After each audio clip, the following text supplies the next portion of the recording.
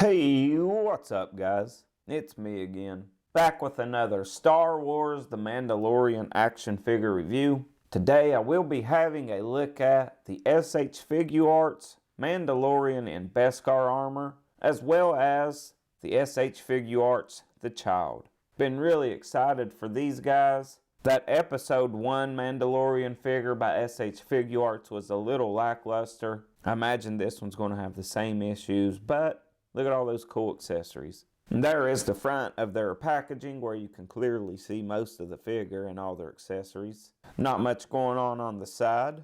You do have that Tamashii Nation's quality seal. The back shows the figures in some different poses along with some of their different accessories. The other side has some pictures of the figures. Top, BS on the bottom, and the front again. So now I will take a second, get these guys out of their plastic prison so we can have a look at the figures and all their accessories. Alright, they are out of packaging. We'll have a look at the child's accessories first. Well, there is the actual child too. So he comes with this blanket here, goes in his little floaty pod. Then of course you do get the floaty pod, that is the scientific name. You get your lid for that. And this thing is made really nice. Get a couple different head sculpts for the child, a closed eye one for when he's mustering up some Jedi mind tricks. You get this one with some squinted eyes. You get his little bowl of food from the bar. Forget what it was called. Then you get an extra set of arms to actually hold that bowl. These hands have pegs in them and the little bowl has pegs in them. And then you get a specialized space for holding the floating pod. So that's all of the child's accessories. Nice little batch of accessories for him. Alright, now here is Mando's accessories. You get his jetpack, very nice sculpt work on it. It's got a nice metallic paint on it as well. And for that jetpack you get some flame effects for those rocket boosters. And I'm guessing you actually have to pop these ones out and put those in. Then you get these whistling birds effect for his gauntlet. Really cool. I really like that. I loved when he used those in the show. Then you get his pistol blaster and the holster, and these are pretty well the same as what came with the other SH Mandalorian. He also has a holstered pistol on his hip already. Here's a new accessory I really like. This is the knife that he pulls out a couple times in the show. Once when he had the small face-off with that heavy Mandalorian. And this thing is really well done. It's got some really nice little details in it. Really dig that. Then you get his rifle, which is actually done a little bit different this time. The one that came with the other Mandalorian, this was all black. Now it's more gunmetal. The rest of it's pretty much the same. You also have the part that swaps out in the center. It's the same as the last release. Then of course you get this little button that plugs in on his strap that goes around his shoulder. Something new on this rifle for this release though is this effect piece here. Switch out the end of the barrel. This is actually sculpted onto it. Then you get a flamethrower for his gauntlet. He loved that flamethrower in the show. I think he used it on almost every episode. So really glad they included that flame effect. I could have swore it was much larger in the promo pics. Then you get this shoulder pad you can actually swap out. It has the Mudhorn symbol on it he received. You get a close-up of that Mudhorn. Cool little detail. Then you get a bunch of hands. You get these open, relaxed type hands. You get these hands which look like they would hold some binocs, but he don't come with those. Get this trigger hand. Couple knife holding hands, just some open hands, look like they'd be able to hold the other end of the rifle.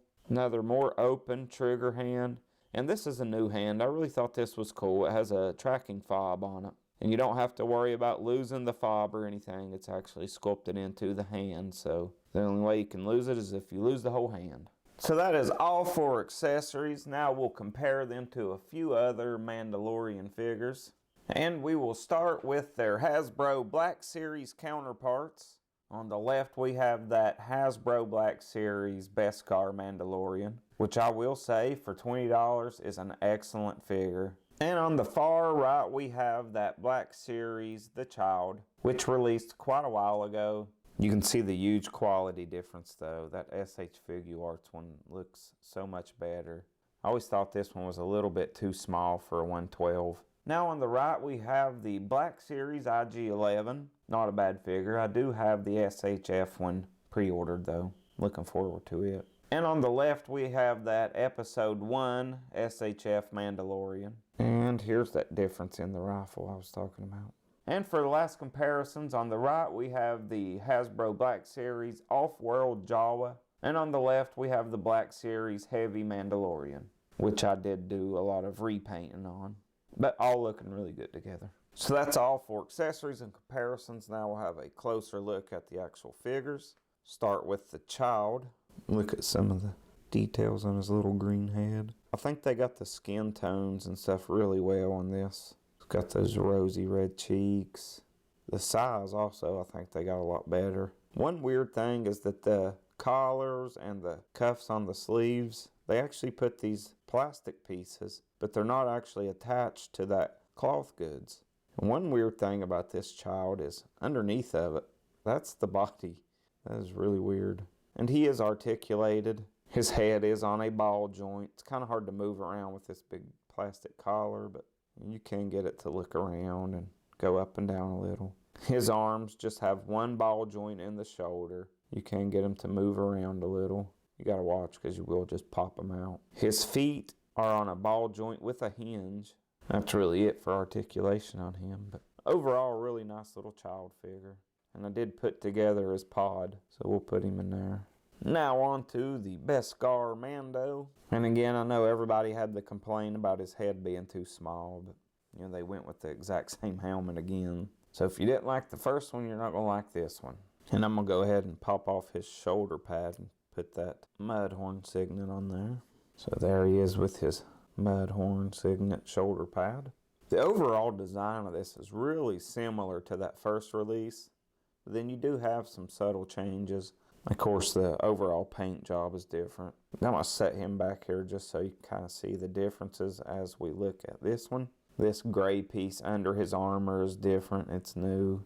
Knee pad's different. Got some different stuff going on with the gauntlet back of the figure where your overly complicated gun system goes. And your plug for that. And I guess you're just supposed to sweep the cape to the side. I don't know, it looks kind of weird. I know you ain't supposed to take the cape off though because they got it all tucked in under that armor. But I'm not going to go over the articulation or anything. Just want to go over the overall look of the figure. Really the main draw of this figure was all those accessories. And I assume you could use those with the other one. But now I'm going to pose this Beskar Mandalorian up with the child. We will wrap this review up. Alright, so there he is posed up, cooking up some off-world Jawa while the child watches. Two very cool figures. The Mandalorian's basically just a repaint. Really like the child and the accessories with the floating pod and stuff. So some really nice additions to the ever-growing Mandalorian figures we're getting. But that is all I have for this unboxing and review. I hope you guys enjoyed it. I will see you guys next time.